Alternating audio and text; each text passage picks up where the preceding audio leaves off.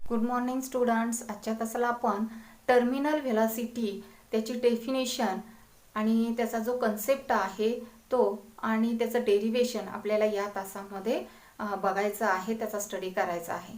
ठीक आहे. तर टर्मिनल व्हेलॉसिटी हे समजण्यासाठी बघा, इथे एक कंटेनर कन्सिडर केलेला आहे, त्याच्यामध्ये फ्लुइड घेतलेला आहे. फ्लुइड याच्यामध्ये काय आहे? फ्लुइड आहे, म्हणजेच लिक्विड आहे. तर त्याच्यामध्ये एक स्पेरिकल ऑब्जेक्ट फॉल केला. ह्याच्यामध्ये हा जो आहे तो स्पेरिकल ऑब्जेक्ट फॉल केल्यानंतर त्याच्यावरती कोणकोणते फोर्स ऍक्ट होतात आणि फोर्स ऍक्ट झाल्यानंतर तिथं ह्या ऑब्जेक्टला मिळालेली जी व्हेलॉसिटी आहे ती काय असणार आहे? टर्मिनल व्हेलॉसिटी असणार आहे. मग ती कशी मिळते आपल्याला? तर ज्या वेळेस हा स्पेरिकल ऑब्जेक्ट हा ह्या फ्लुइड मध्ये फॉल केल्यानंतर ह्याच्यावरती सुरुवातीला एक फोर्स लागतो, तो म्हणजे काय असणार आहे? Viscous force. ठीक आहे, व्हिस्कस फोर्स. आता व्हिस्कस फोर्स काय आहे हे आपण मागच्या तासाला बघितलेलं आहे.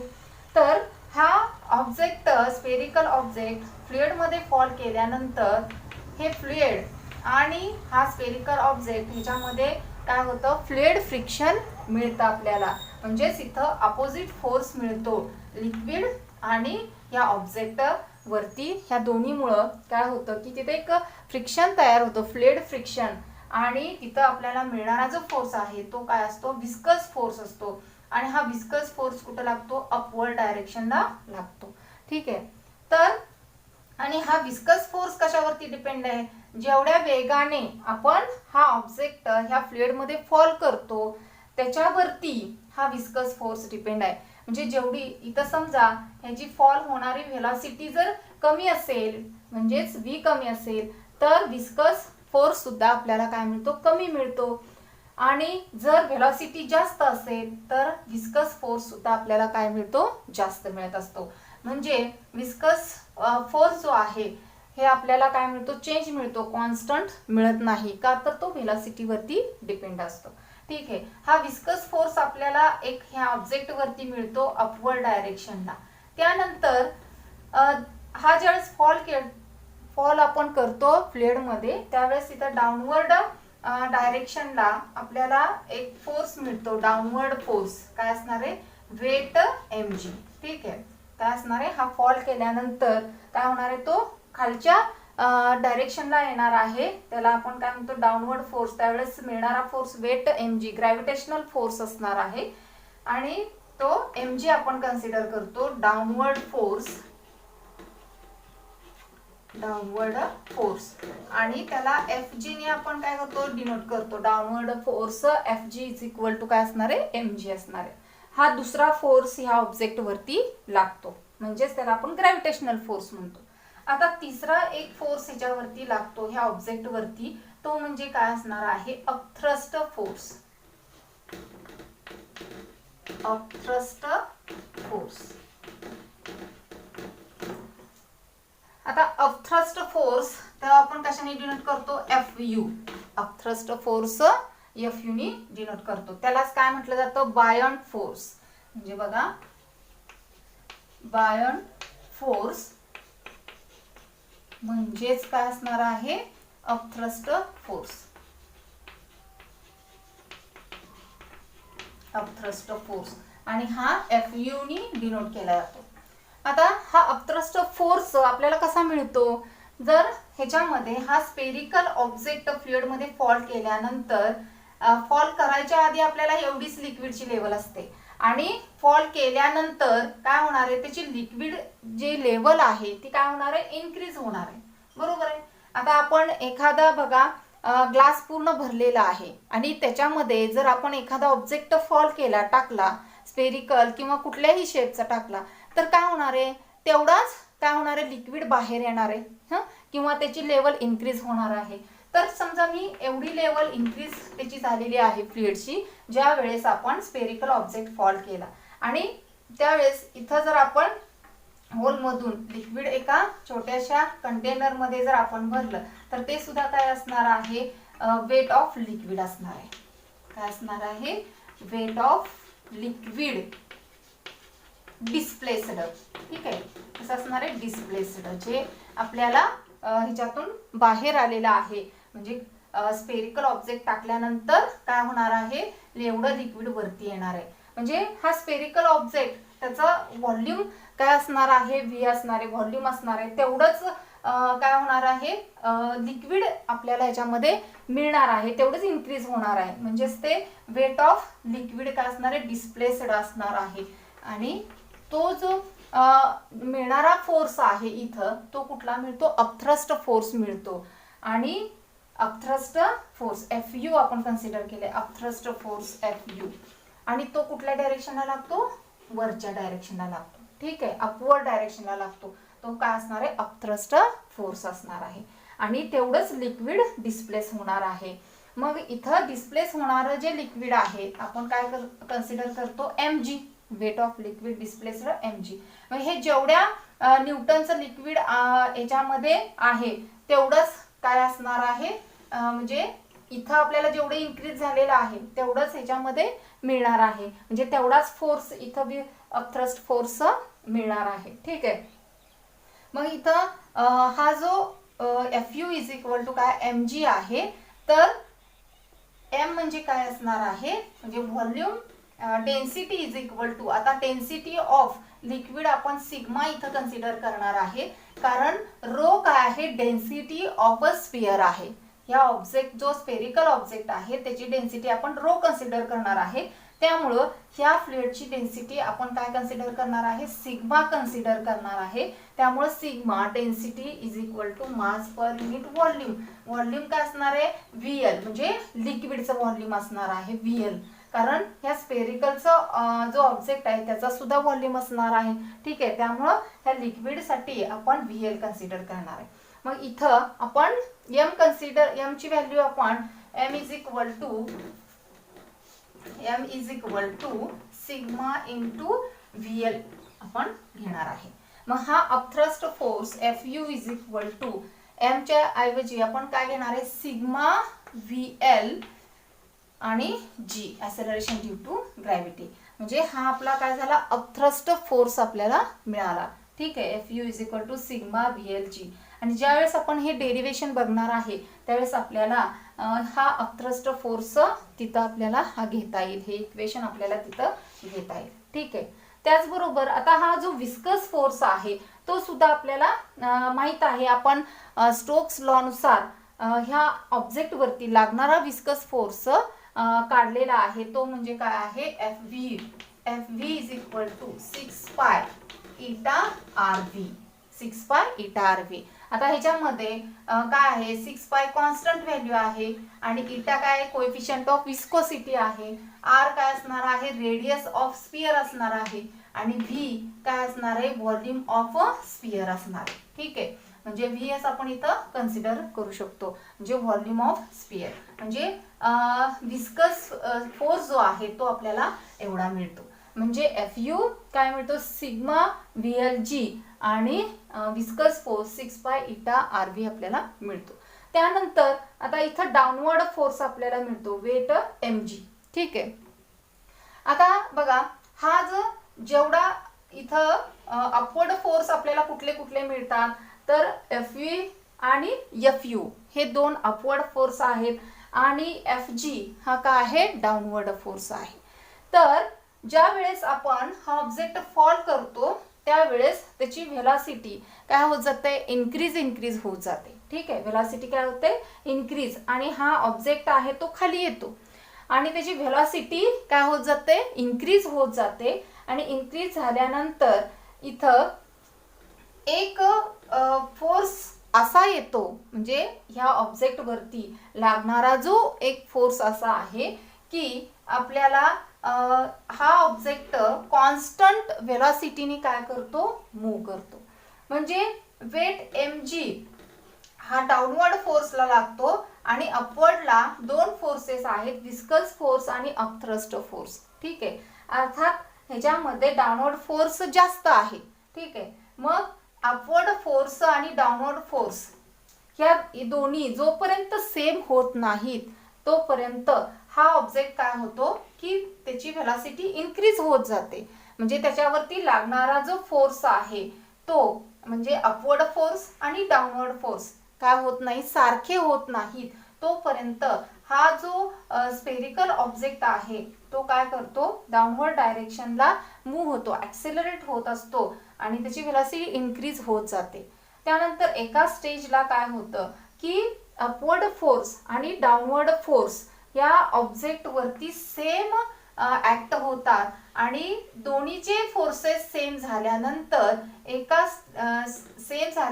एका स्टेजला ते काय होतात, सेम होतात. सेम झाल्यानंतर या स्पेरिकल ऑब्जेक्ट वरती मिळणारा जो नेट फोर्स आहे तो कसा मिळतो, आपल्याला कॉन्स्टंट मिळतो. ठीक आहे, म्हणजेच नेट फोर्स आपल्याला काय मिळतो, 0 मिळतो. ठीक आहे, म्हणजे इथं नेट फोर्स FN हा काय असणार आहे, नेट फोर्स आहे. मग नेट फोर्स आपल्याला कधी मिळतो, ज्या वेळेस दोन्ही फोर्सेस सारखे होतात. म्हणजे कुठले, समजा हा FG डाऊनवर्ड फोर्स आहे मायनस आपण पुढचा जो फोर्स विस्कस फोर्स आणि अपथ्रस्ट फोर्स. ठीक आहे, आता हे दोन्ही अपवर्ड फोर्स आहेत, हा डाऊनवर्ड फोर्स आहे. आता हे दोन एका स्टेजला सारखे होतात त्यावेळेस आपल्याला हा नेट फोर्स काय मिळतो, 0 मिळतो आणि FG 0 नेट फोर्स 0 मिळाल्यामुळं FG आणि minus FU plus upthrust force FU म्हणजेच आपल्याला काय मिळतं, FG is equal to FV plus FU. ठीक आहे, हे इक्वेशन आपल्याला मिळतं. का तर दोन्ही फोर्स आपल्याला काय मिळतात, कॉन्स्टंट मिळतात आणि नेट फोर्स ह्या स्पेरिकल ऑब्जेक्ट वरती 0 मिळतो. आणि त्यावेळेस 0 मिळाल्यानंतर नेट फोर्स ह्या ऑब्जेक्ट वरती 0 मिळाल्यानंतर ह्या ऑब्जेक्टची व्हेलॉसिटी काय राहते, कॉन्स्टंट राहते. व्हेलॉसिटी काय राहते, कॉन्स्टंट राहते आणि त्या व्हेलॉसिटीनी तो ऑब्जेक्ट काय होतो, मूव्ह होतो कॉन्स्टंट स्पीडनी. आणि त्यावेळेसची जी व्हेलॉसिटी आहे त्याला काय म्हणतो, टर्मिनल व्हेलॉसिटी.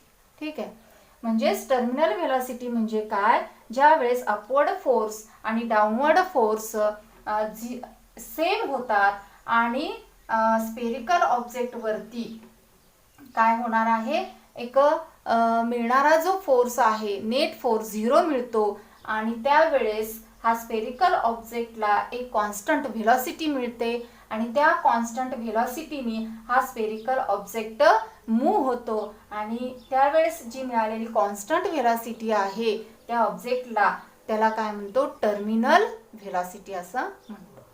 त्यानंतर टर्मिनल व्हेलॉसिटीची डेफिनेशन काय आहे बघा. When spherical body fall on a viscous fluid, the motion of body initially accelerate and velocity begin to increase. A stage is reached when net force becomes 0 and spherical body attain constant velocity. Constant velocity is called a terminal velocity. म्हणजे एखादा spherical object जर viscous fluid मध्ये fall केला तर काय होणार आहे, तर त्याचं सुरुवातीला ॲक्सेलरेशन होणार आहे, व्हेलॉसिटी इन्क्रीज होणार आहे आणि व्हेलॉसिटी इन्क्रीज झाल्यानंतर एका स्टेजला काय होणार आहे, नेट फोर्स ह्या ऑब्जेक्ट वरती जो लागणारा नेट फोर्स आहे तो काय मिळणार आहे, 0 मिळणार आहे आणि त्यावेळेस ह्या स्पेरिकल बॉडीला किंवा ऑब्जेक्टला एक कॉन्स्टंट व्हेलॉसिटी मिळणार आहे आणि ती कॉन्स्टंट जी व्हेलॉसिटी आहे त्या व्हेलॉसिटीला काय म्हटलं जातं, टर्मिनल व्हेलॉसिटी. ठीक आहे, त्यानंतर आता एक्सप्लेनेशन आणि त्याचं डेरिव्हेशन आपल्याला बघायचं आहे. तर बघा ही डायग्राम दिलेली आहे. तर consider a spherical object falling in a viscous fluid. During its downward motion, various forces acting on a sphere are. म्हणजे हा जो स्पेरिकल ऑब्जेक्ट जो आहे तो फ्लुइडमध्ये फॉल केल्यानंतर या स्पेरिकल ऑब्जेक्ट वरती वेगवेगळे फोर्सेस ऍक्ट होतात आणि ते कोणकोणते फोर्सेस आहेत तर सुरुवातीला आहे तो ग्रॅव्हिटेशनल फोर्स और इट्स वेट mg हा डाऊनवर्ड डायरेक्शनला लागतो. म्हणजे हे आपण आता बघितलेलं आहे, एक्सप्लेन केलेलं आहे.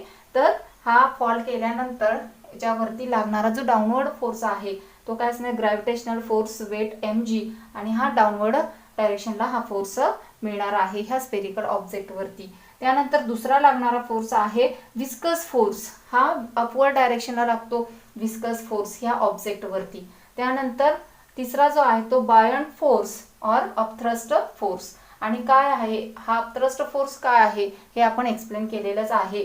तर तो अपवर्ड डायरेक्शनला लागतो. म्हणजे विस्कस फोर्स आणि अपथ्रस्ट फोर्स हे दोन्ही सुद्धा अपवर्ड डायरेक्शनला लागतात आणि वेट mg हे डाऊनवर्ड डायरेक्शनला फोर्स लागतो. ठीक आहे. आता ह्या ऑब्जेक्ट वरती हे वेगवेगळे फोर्स ऍक्ट होतात. आता net force act on sphere, ह्या स्फिअर वरती लागणारा नेट फोर्स किती आहे तो काढायचा आहे. तर Fn हा काय असणार आहे, नेट फोर्स असणार आहे, is equal to Fg minus Fu plus Fe, कारण हे दोन्ही अपवर्ड फोर्स आहेत. ठीक आहे. आणि Fg हा डाऊनवर्ड फोर्स आहे. तर याच्यामध्ये Fg हा जो डाऊनवर्ड फोर्स आहे अँड Fu हा अपथ्रस्ट फोर्स आहे, तो कसा आहे, कॉन्स्टंट आहे.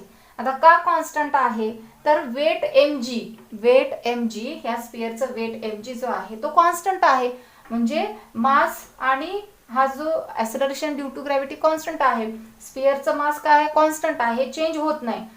त्यानंतर अपथ्रस्ट फोर्स Fu, त्याच्यामध्ये सुद्धा जेवढा आपण स्फिअर पाण्यामध्ये जो स्फिअरचा व्हॉल्यूम आहे पाण्यामध्ये टाकल्यानंतर तेवढंच लिक्विड वरती येणार आहे, तो तेवढंच व्हॉल्यूम असणार आहे त्या लिक्विडचं.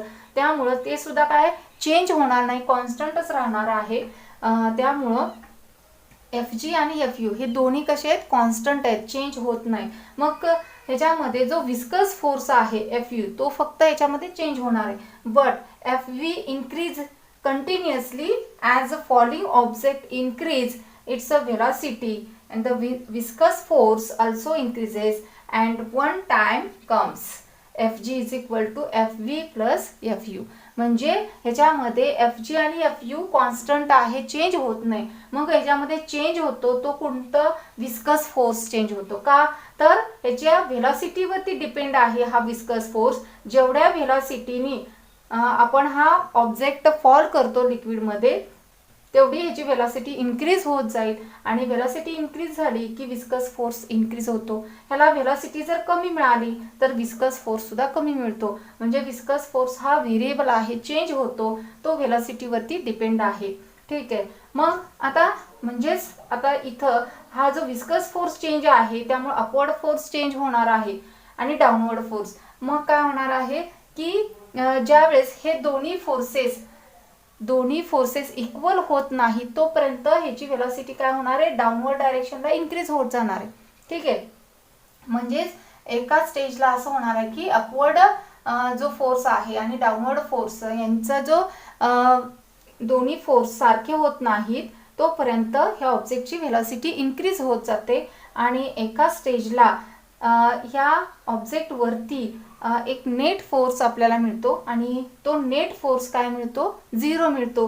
का तर दोन्हीचा फोर्स आपल्याला काय मिळतो, ह्याच्यावरती इक्वल होतात आणि त्यामुळं नेट फोर्स 0 मिळतो आणि Fg is equal to Fe plus Fu हे इक्वल होतात आणि नेट फोर्स 0 मिळतो. आणि त्यामुळं ह्या स्फिअरला एक कॉन्स्टंट व्हेलॉसिटी मिळते आणि त्या कॉन्स्टंट व्हेलॉसिटीने तो ऑब्जेक्ट काय करतो, मूव्ह करतो. आणि ती जी व्हेलॉसिटी आहे कॉन्स्टंट व्हेलॉसिटी त्याला काय म्हणतो आपण, terminal velocity. The object moves with constant velocity non as terminal velocity. ठीक आहे. आता डेरिवेशन आपल्याला बघायचं आहे.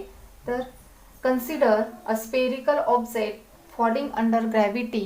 ज्यावेळेस स्पेरिकल ऑब्जेक्ट आपण विस्कस फ्लुइडमध्ये टाकल्यानंतर त्याच्यावर डाऊनवर्ड फोर्स ॲक्ट होणार आणि तिथंच ग्रॅव्हिटेशनल फोर्स आपल्याला मिळणार आहे त्या ऑब्जेक्टवरती. त्यावेळेस let the radius of sphere R and its mass m and density rho. तो जो स्फिअर आहे त्या स्फिअर किंवा तो जो ऑब्जेक्ट आहे स्पेरिकल ऑब्जेक्ट त्याची रेडियस काय असणार आहे, r असणार आहे, मास m अँड त्याची जी डेन्सिटी आहे ती काय असणार आहे, रो डेन्सिटी असणार आहे. ठीक आहे. let the density of fluid be sigma and its coefficient of viscosity be eta. आणि हे जे लिक्विड आहे, फ्लुइड आहे, त्याची डेन्सिटी काय असणार आहे, सिग्मा असणार आहे आणि कोएफिशिएंट ऑफ विस्कोसिटी ह्या फ्लुइडची काय असणार आहे, इटा असणार आहे, इटा कोएफिशिएंट ऑफ विस्कोसिटी.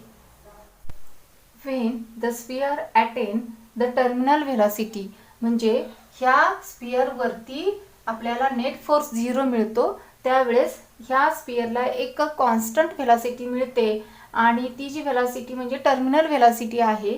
म्हणजेच इथं ज्या वेळेस हा स्फिअर टर्मिनल व्हेलॉसिटी अटेन करतो म्हणजे कॉन्स्टंट व्हेलॉसिटी मिळते, त्यावेळेस काय होतं, net downward force is equal to net upward force. Net downward force म्हणजे वेट mg असणार आहे आणि नेट अपवर्ड फोर्स म्हणजे विस्कस फोर्स आणि अपथ्रस्ट फोर्स असणार आहे. तर total downward force is equal to total upward force. आता डाउनवर्ड फोर्स जो आहे तो काय असणार आहे, weight of the sphere mg असणार आहे is equal to total upward force म्हणजे काय असणार आहे, viscous force Fv plus upthrust force Fu. आता अपथ्रस्ट फोर्स काय आहे तो आपण सुरुवातीला बघितलेला आहे आणि तो काढलेला आहे आपण, आणि विस्कस फोर्स म्हणजे काय आहे तो सुद्धा आपण काढलेला आहे. तर वेट mg हे आपण Fg ने डिनोट केले. Fg is equal to Fv plus Fu. आता Fg म्हणजे काय आहे, वेट mg, इथं mg लिहिलेलं आहे इज इक्वल टू Fv काढलेले आपण स्टोक्स लॉ नुसार 6 पाय इटा Rv, म्हणजे त्या ऑब्जेक्ट वरती लागणारा विस्कस फोर्स 6 पाय इटा Rv आहे, प्लस आता अपथ्रस्ट फोर्स किती लागतो त्या स्फिअर वरती, ऑब्जेक्ट वरती, तो सिग्मा VLG. म्हणजे याच्यामध्ये सिग्मा डेन्सिटी ऑफ फ्लुइड असेल आणि VL व्हॉल्यूम ऑफ लिक्विड असणार आहे आणि g acceleration due to gravity. त्यानंतर हे mg ह्याच्यामध्ये मास काय असणार आहे, तर density is equal to mass per unit volume of sphere. Mass is equal to काय असणार आहे, रो इंटू VS असणार आहे, व्हॉल्यूम ऑफ स्फिअर. ते आपण ह्या इक्वेशन मध्ये जर सबस्टिट्यूट केलं तर आपल्याला इक्वेशन काय मिळेल, रो इंटू एमच्या ऐवजी आपण रो इंटू VS म्हणजे volume of sphere, rho into VS into G acceleration due to gravity is equal to 6 pi eta RVT. आता आपल्याला टर्मिनल व्हेलॉसिटीचं इक्वेशन काढायचं आहे, त्यामुळे आपण इथं काय केलेलं आहे, VT आपण कन्सिडर केलेला आहे, प्लस काय असणार आहे, upthrust force sigma VL volume of fluid असणार आहे आणि sigma density of fluid and acceleration due to gravity. ठीक आहे. आता एक टर्मिनल व्हेलॉसिटी आपल्याला ह्याच्यामध्ये काढायची आहे. तर VS हा हे काय असणार आहे, व्हॉल्यूम ऑफ स्फिअर असणार आहे आणि जेवढा म्हणजे ह्याचा स्फिअर आहे तेवढाच काय असणार आहे, लिक्विड सुद्धा आपल्याला मिळणार आहे त्या स्फिअरचं. त्यामुळं इथं VL जे व्हॉल्यूम ऑफ लिक्विड सुद्धा काय असणार आहे, 4/3 पाय R³ असणार आहे.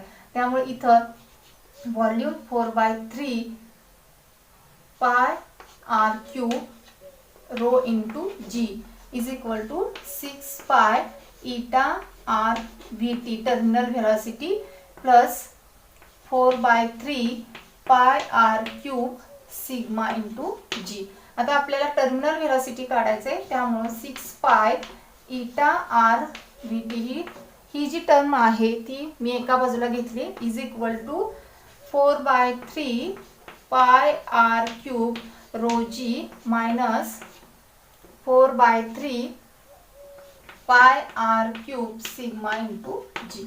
आता ह्याच्यामध्ये 6 pi eta RVT is equal to ह्याच्यामध्ये कॉमन काय निघणार आहे, 4/3 पाय R³ इंटू G ब्रॅकेटमध्ये रो मायनस सिग्मा असणार आहे. ठीक आहे. तर ह्याच्यामध्ये टर्मिनल व्हेलॉसिटी काढायचे, VT is equal to 4/3 pi R³ G into rho minus sigma divided by काय असणार आहे, 6 पाय इटा R, 6 पाय इटा R असणार आहे. तर त्याच्यामध्ये पाय कॅन्सल होणार आहे न्यूमरेटर आणि डिनॉमिनेटर, आणि याच्यामध्ये जर कॅल्क्युलेशन आपण केलं तर R³ आहे त्यातला एक R कॅन्सल होणार आहे, इथं स्क्वेअर राहणार आणि 4/3 आणि इथं सिग्मा हे जर कॅल्क्युलेशन केलं तर आपल्याला काय मिळणार आहे, इथं 2चा भाग जातो, 2 2 4 2 3 6 म्हणजे आणि 3 3 9 2/9. 2/9 इथं काय राहणार आहे, r² g rho minus sigma divided by काय राहणार आहे, eta divided by eta. This is equation of terminal velocity of a sphere. काय आहे, vt is equal to 2 divided by 9 r² g into bracket rho minus sigma divided by eta. आणि त्याच पद्धतीनं आपण इटाचं equation काढू शकतो, म्हणजेच coefficient of viscosity of fluid. Eta is equal to 2/9 r² g into bracket rho minus sigma divided by vt. म्हणजे ह्या इक्वेशनवरून आपण coefficient of viscosity of fluid पण काढू शकतो.